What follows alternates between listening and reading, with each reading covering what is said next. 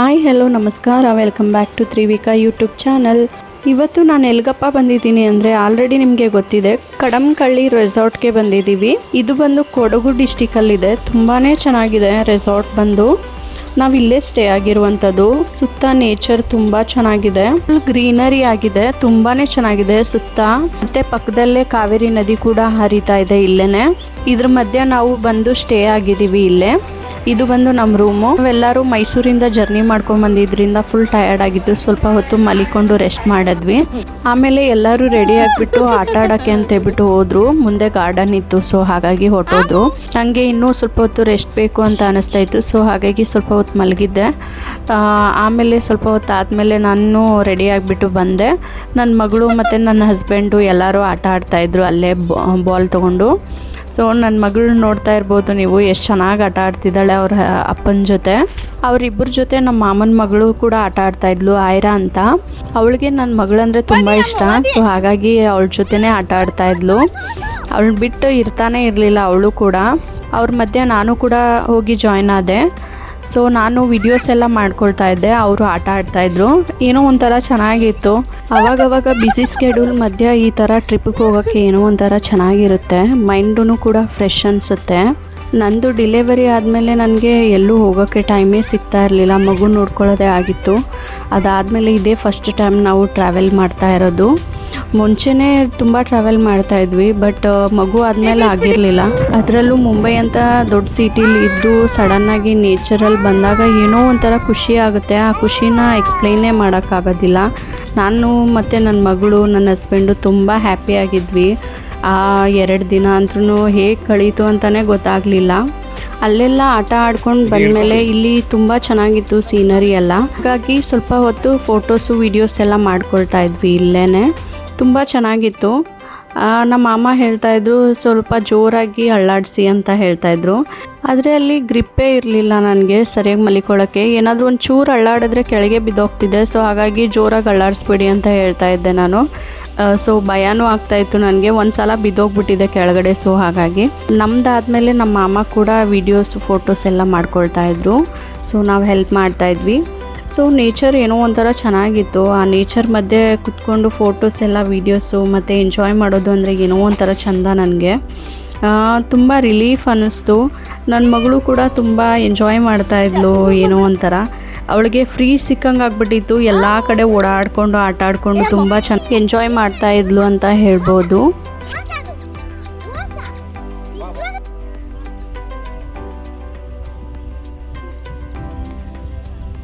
ಹಿಂದೆ ತಿರುಗಿ, ಇಬ್ಬರು ಹಿಂದೆ ತಿರುಗಿ, ಹಂಗೆ ಈ ಕಡೆ ಇಲ್ಲಿ.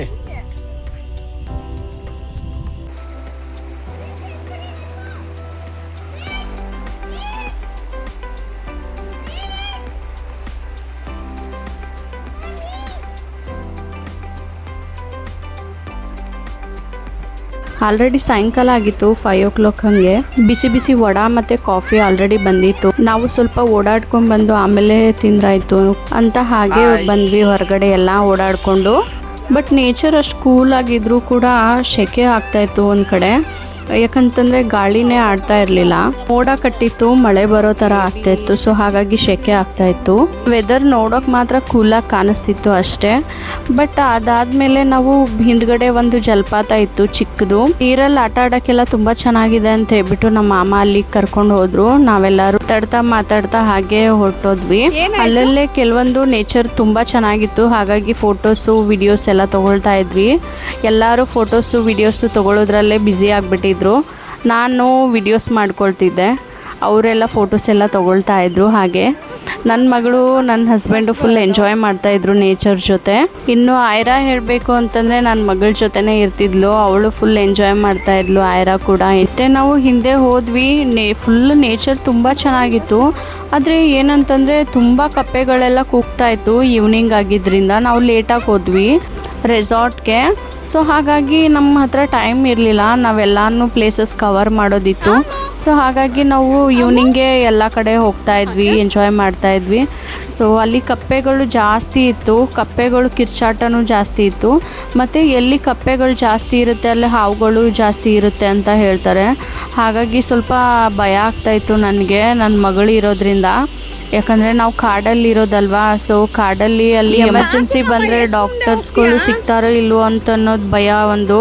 ಸೊ ಹಾಗಾಗಿ ನಾನು ಹೆದರ್ಕೊಳ್ತಾ ಇದ್ದೆ, ಮುಂದೆ ಹೋಗೋದು ಬೇಡ, ಇಲ್ಲೇ ಇರಲಿ, ಇಲ್ಲೇ ಆಟಾಡೋಣ ಅಂತೇಳ್ಬಿಟ್ಟು. ನಮ್ಮ ಮಾಮ ಕೇಳ್ತಾನೆ ಇರಲಿಲ್ಲ, ಬಾ ಏನೂ ಆಗಲ್ಲ, ನಾವಿದ್ದೀವಿ, ಬಾ ಬಾ ಬಾ ಅಂತ ಮುಂದೆ ಹೋಗ್ತಾನೆ ಇದ್ದರು. ಅವ್ರ ಹಿಂದಿಂದ ನನ್ನ ಹಸ್ಬೆಂಡು ಹೋಗ್ತಾಯಿದ್ರು. ನನ್ನ ಮಗಳಿಗೋಸ್ಕರ ನಾನು ಓಡಿ ಹೋಗ್ತಾಯಿದ್ದೆ. ಒಂದು ಕಡೆ ಭಯನೂ ಆಗ್ತಾಯಿತ್ತು. ಮತ್ತು ಅಲ್ಲಿ ಒಬ್ಬಳು ಲೇಡಿ ಕೂತ್ಕೊಂಡು ಒಬ್ಬಳೇ ಬಟ್ಟೆ ಒಗಿತಾ ಇದ್ಲು. ಸೊ ಅವ್ರನ್ನ ನೋಡಿಬಿಟ್ಟು ನನಗೆ ಸ್ವಲ್ಪ ಸಮಾಧಾನ ಅನ್ನಿಸ್ತು. ಇಲ್ಲೇನು ಪ್ರಾಬ್ಲಮ್ ಇಲ್ಲ, ನಾವು ಆಟ ಆಡ್ಬೋದು ಅಂತ ಆವಾಗ ಸಮಾಧಾನ ಆಯಿತು. ಸೊ ಅವ್ರ ಜೊತೆ ಹೋಗ್ಬಿಟ್ಟು ನಾವು ಸೇಫ್ ಇರೋ ಪ್ಲೇಸಲ್ಲಿ ಕೂತ್ಕೊಂಡು ಆಟ ಆಡೋಕ್ಕೆ ಸ್ಟಾರ್ಟ್ ಮಾಡಿದ್ವಿ. ನನ್ನ ಮಗಳು ಕೆಳಗೆ ಇಳಿಯೋಕ್ಕೆ ರೆಡಿ ಇರಲಿಲ್ಲ, ಫುಲ್ ಕೂಲಾಗಿತ್ತು, ಎಷ್ಟು ತಣ್ಣಗಿತ್ತು ಅಂದರೆ ಐಸ್ ಇಟ್ಟಂಗಾಗಿತ್ತು ನೀರು. ಸೊ ಆ ನೀರಲ್ಲೆಲ್ಲ ಸ್ವಲ್ಪ ಹೊತ್ತು ಆಟ ಆಡಿ ಎಂಜಾಯ್ ಮಾಡಿದ್ವಿ. ಫೋಟೋಸ್ ಎಲ್ಲ ವೀಡಿಯೋಸ್ ಎಲ್ಲ ಮಾಡ್ಕೊಳ್ತಾ ಇದ್ವಿ. ನಮ್ಮ ಅಮ್ಮರೆಲ್ಲ ಸ್ನಾನ ಮಾಡ್ತೀನಿ ಅಂತ ಕೂತಿದ್ರು ಇನ್ನೂ. ಸೊ ಅಲ್ಲಿ ಕೋಲ್ಡ್ ಆಗಿದ್ದರಿಂದ ಬೇಡ ಅಂತೇಳ್ಬಿಟ್ಟು ಅಲ್ಲಿಂದ ಬೇಗ ಎಲ್ಲ ಆಟ ಆಡಿಕೊಂಡು ಹಾಗೆ ಬೇಗ ಹೊರಟ್ಬಿಟ್ವಿ. ಚಳಿ ಆಗಕ್ಕೆ ಸ್ಟಾರ್ಟ್ ಆಯಿತು, ಸಾಯಂಕಾಲ ಆಗಿತ್ತು. ಸೊ ಹಾಗಾಗಿ ನಾವು ಹೊರಟ್ಬಿಟ್ವಿ ಅಲ್ಲಿಂದ ಬೇಗನೆ. ಸೊ ಸ್ವಲ್ಪ ಹೊತ್ತು ಆಟ ಆಡಿಕೊಂಡು ಸೊ ಅಲ್ಲಿಂದ ಬಂದು ಕಾಫಿ ಎಲ್ಲ ರೆಡಿ ಇತ್ತು. ಸೊ ಕಾಫಿ ಎಲ್ಲ ಕುಡಿಯೋಣ ಅಂತೇಳ್ಬಿಟ್ಟು ಬೇಗ ಹೊರಟ್ವಿ ನಾವು ಅಲ್ಲಿಂದ. ರೆಸಾರ್ಟ್ ಮಾತ್ರ ತುಂಬಾ ಚೆನ್ನಾಗಿತ್ತು. ಎಲ್ಲಂದರೆ ಅಲ್ಲಿ ಟೆಂಟ್ ಎಲ್ಲ ಹಾಕಿದ್ರು, ಮತ್ತು ಅಲ್ಲೆಲ್ಲ ಕುತ್ಕೊಂಡು ಪಾರ್ಟಿ ಕೂಡ ಮಾಡ್ಬೋದಿತ್ತು. ತುಂಬಾ ಚೆನ್ನಾಗಿತ್ತು. ನಾವು ಕೂಡ ಸಾಯಂಕಾಲ ಬಂದು ಟೀ ಕಾಫಿ ಎಲ್ಲ ಕುಡ್ಕೊಂಡು ಮತ್ತು ಈವ್ನಿಂಗ್ ಫೈರ್ ಕ್ಯಾಂಪ್ಗೆಲ್ಲ ರೆಡಿ ಮಾಡಿ ಇಟ್ಟಿದ್ರು ಅವರು. ನಾವು ಕೆಲವೊಂದು ಸ್ನ್ಯಾಕ್ಸ್ ಎಲ್ಲ ಆರ್ಡ್ರ್ ಮಾಡ್ಕೊಂಡ್ವಿ. ನಮ್ಮ ಮಾಮ ಚಿಕನ್ ಆರ್ಡ್ರ್ ಮಾಡ್ಕೊಂಡ್ರು, ಮತ್ತು ಅವರೆಲ್ಲ ಪ್ಲ್ಯಾನ್ ಮಾಡ್ಕೊಂಡು ಬಂದಿದ್ದರು ಡ್ರಿಂಕ್ಸ್ ಮಾಡಬೇಕು ಅಂತ. ಬಟ್ ನನ್ನ ಹಸ್ಬೆಂಡ್ ಡ್ರಿಂಕ್ಸು ಮತ್ತು ನಾನ್ ವೆಜ್ ಎರಡೂ ತಿನ್ನೋದಿಲ್ಲ, ಹಾಗಾಗಿ ಸರಿಯಾಗಿ ಕಂಪ್ನಿ ಕೊಡೋಕ್ಕಾಗಲಿಲ್ಲ ಅವ್ರಿಗೆ. ಆದ್ರೂ ಸ್ವಲ್ಪ ವೀರೇಶ್ ಅವರು ಡ್ರಿಂಕ್ಸ್ ತೊಗೊಂಡ್ರು ಲೈಟಾಗಿ. ಅದಾದಮೇಲೆ ಫುಲ್ ಎಂಟರ್ಟೈನ್ಮೆಂಟ್ ಸ್ಟಾರ್ಟ್ ಆಯಿತು. ನೀವೇ ನೋಡ್ಕೊಂಬನ್ನಿ.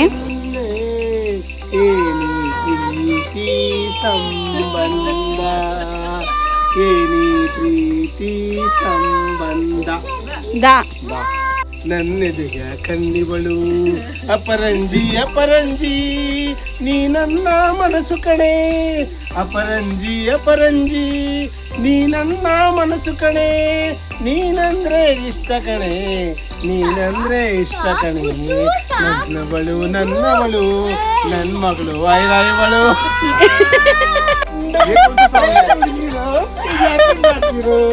ನಾನು ಅಂದ್ರೆ ಯಾಕೆ ಸಾಕಿರೋ. ಫುಲ್ ಎಂಟರ್ಟೈನ್ಮೆಂಟ್ ಅದು ತುಂಬಾ ಚೆನ್ನಾಗಿತ್ತು.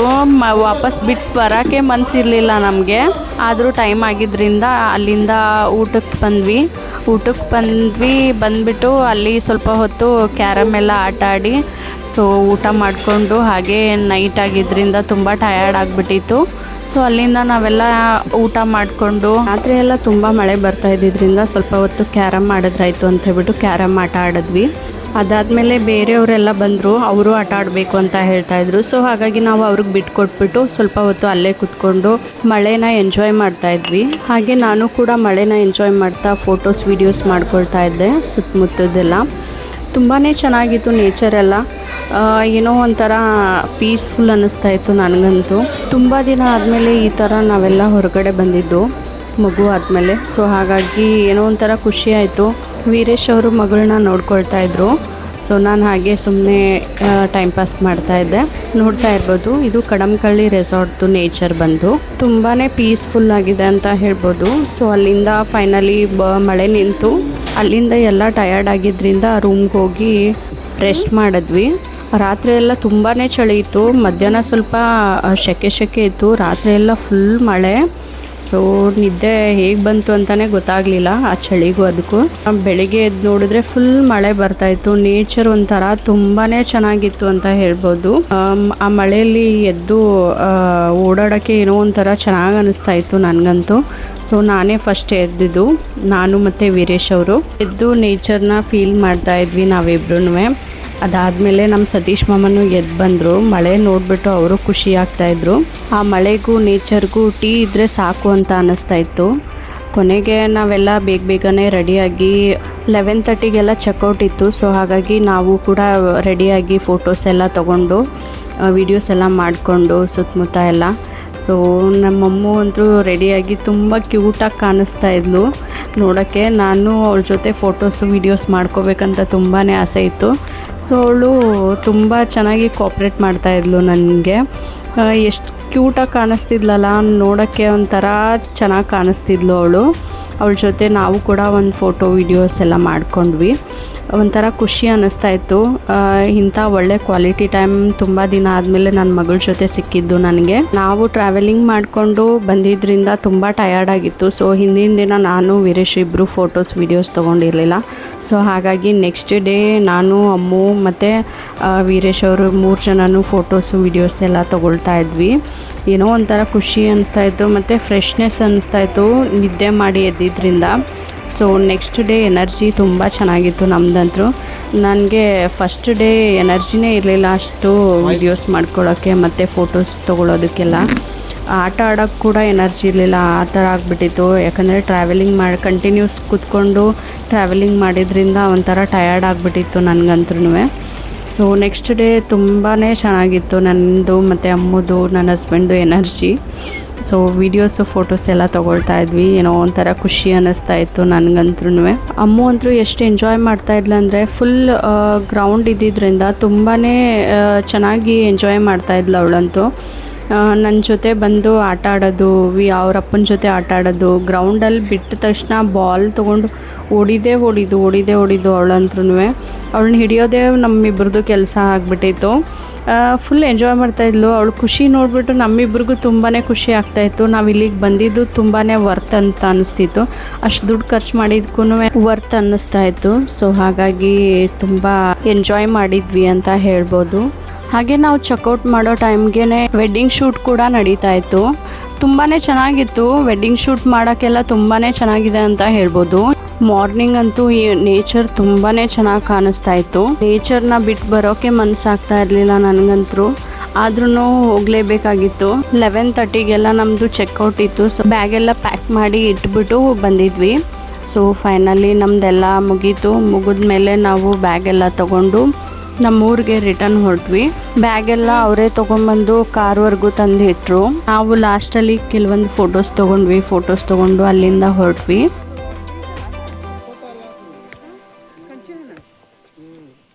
ಇಲ್ಲಿ ನೋಡಿಲ್ಗ ಎಷ್ಟಿದಾವೆ, ಇಲ್ಲಿ ನೋಡಿಲ್ಗ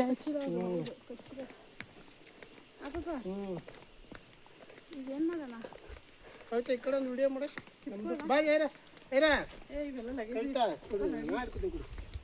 ಕವಿತಾ ಇರಿ ಒಂದೊಂದು ನಿಮಿಷ.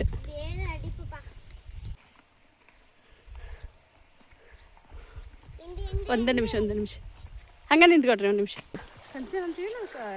ತೊಗೊಂಡೋಗಿ. ಎಷ್ಟೊಂದು ಹಾಗೆ ಬಿದ್ದಿರ್ತಾವೆ ಅವು, ತೊಗೊಂಡೋಗಿ ನೀವು ಯೂಸ್ ಮಾಡ್ಕೊಳ್ಳಿ ಅಂದರು.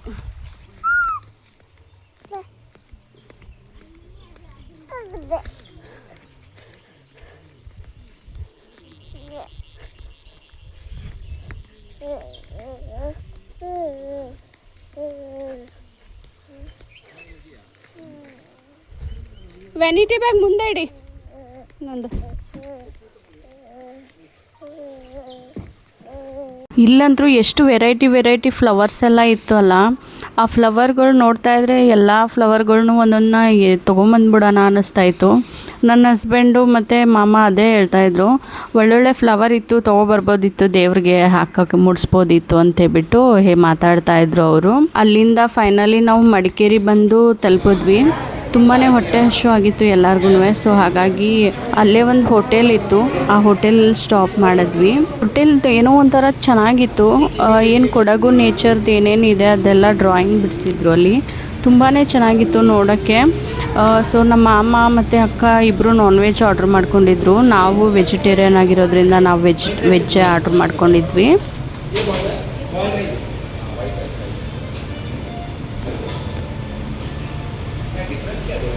ಅಲ್ಲಿಂದ ಊಟ ಎಲ್ಲ ಮುಗಿಸ್ಕೊಂಡು ಫೈನಲಿ ನಾವು ಹೊರಟ್ವಿ ನಮ್ಮ ಮನೆಗೆ.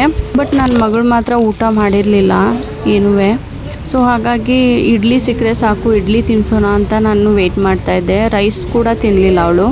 ಇಡ್ಲಿ ಹುಡುಕಿದ್ರೆ ಎಲ್ಲೂ ಸಿಗ್ತಾ ಇರಲಿಲ್ಲ. ಮಧ್ಯಾಹ್ನ ಆಗಿದ್ದರಿಂದ ಊಟನೇ ಸಿಗ್ತಾಯಿತ್ತು. ಸೊ ಬರೋ ದಾರಿಲಿ ಯಾವುದಾದ್ರೂ ಫ್ರೂಟ್ ಸಿಕ್ಕರೆ ತೊಗೊಂಡ್ರಾಯ್ತು ಅಂದ್ಕೊಂಡು ಒಂದು ಕಡೆ ನಿಲ್ಲಿಸಿದ್ವಿ. ರೆಡ್ ಕಲರ್ದು ಫ್ರೂಟ್ ಇತ್ತು. ಇದು ಯಾವ ಫ್ರೂಟ್ ಅಂತ ನನಗೆ ಗೊತ್ತಿಲ್ಲ ಹೆಸರು. ಸೊ ಆ ಫ್ರೂಟ್ ತೊಗೊಂಡ್ವಿ. ಅದನ್ನ ನನ್ನ ಮಗಳು ತುಂಬ ಇಷ್ಟಪಟ್ಟು ತಿಂದಳು. ಮತ್ತು ಐರಾಗೂ ಕೂಡ ತುಂಬ ಇಷ್ಟ ಅದು. ರೇಟ್ ಎಷ್ಟು ಅಂತ ಕೇಳಿದ್ರೆ KGಗೆ 380 ಅಂತ ಹೇಳ್ತಾಯಿದ್ರು. ನಮಗೆ ಇಷ್ಟ ಇದ್ದಿದ್ದರಿಂದ ನಾವು ತೊಗೊಂಡ್ವಿ.